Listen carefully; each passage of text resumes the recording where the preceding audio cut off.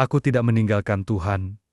Aku masih berdoa, aku masih ke gereja, aku masih menyebut nama-Nya, namun aku hanya lelah berharap. Lelah berharap doa dijawab, lelah berharap hidup berubah, dan lelah berharap keadaan membaik. Dan mungkin kalau kamu sedang menonton ini, kamu juga tidak akan meninggalkan Tuhan. Tetapi kamu hanya capek. Hari ini aku tidak mau mengajar, aku tidak mau menghakimi, tetapi aku hanya mau menemani. Karena Tuhan sering bekerja bukan lewat jawaban cepat, tetapi lewat kehadiran yang setia. Kelelahan iman itu aneh. Tubuh kita bisa baik-baik saja, tapi jiwa kita terasa berat.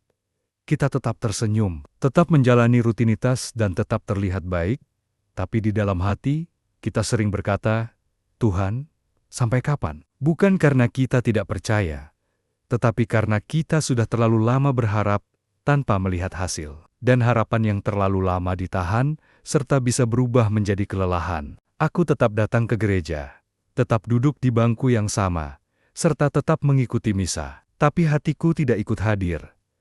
Lagu rohani terdengar biasa, doa terasa hambar, dan firman tidak lagi menggetarkan. Dan aku mulai bertanya dalam diam, ada yang salah denganku? Padahal mungkin yang terjadi bukan iman kita rusak, tetapi iman kita sedang diuji. Ada doa-doa yang kita ulang bertahun-tahun, tentang keluarga, tentang pasangan, tentang masa depan, dan tentang luka yang tidak sembuh. Dan ketika tidak ada perubahan, dan kita mulai lelah, bukan lelah berdoa, tapi lelah berharap. Karena berharap berarti berani kecewa lagi. Keheningan Tuhan sering lebih menyakitkan daripada jawaban tidak, karena Dia membuat kita bertanya, apakah Tuhan peduli? Apakah doaku didengar?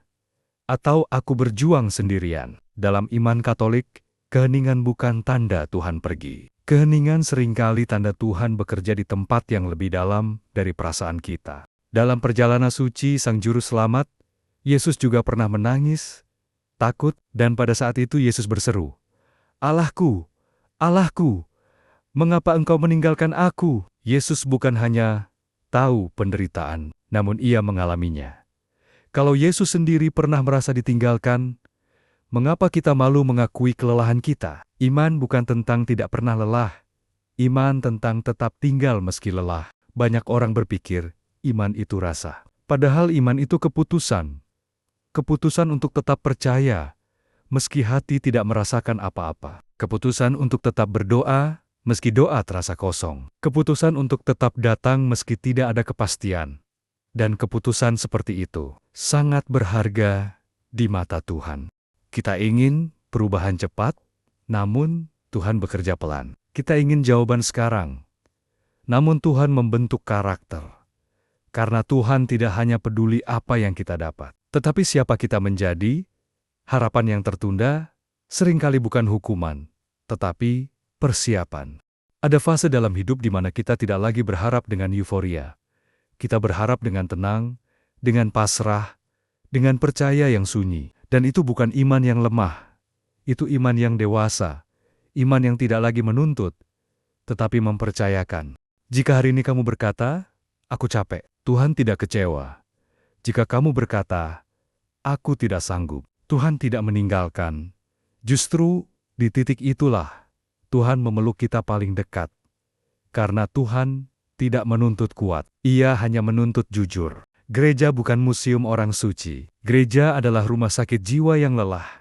Tempat orang datang dengan luka, bukan dengan kesempurnaan. Kalau hari ini, kamu datang ke gereja tanpa semangat, tanpa air mata, dan tanpa rasa, Tuhan tetap menyambutmu. Hari ini Tuhan tidak berkata, "Percayalah lebih keras." Tuhan berkata, "Tinggallah bersamaku." Tinggal dalam doa sederhana, tinggal dalam kejujuran, dan tinggal meski tidak mengerti. Karena iman yang bertahan adalah iman yang hidup. Mari kita berdoa. Tuhan, aku datang bukan dengan iman yang kuat, tetapi dengan hati yang lelah. Aku tidak meninggalkan-Mu. Aku hanya capek berharap sendirian. Jika aku tidak kuat memegangmu, tolong Engkau yang memegang aku. Aku masih di sini, Tuhan. Amin.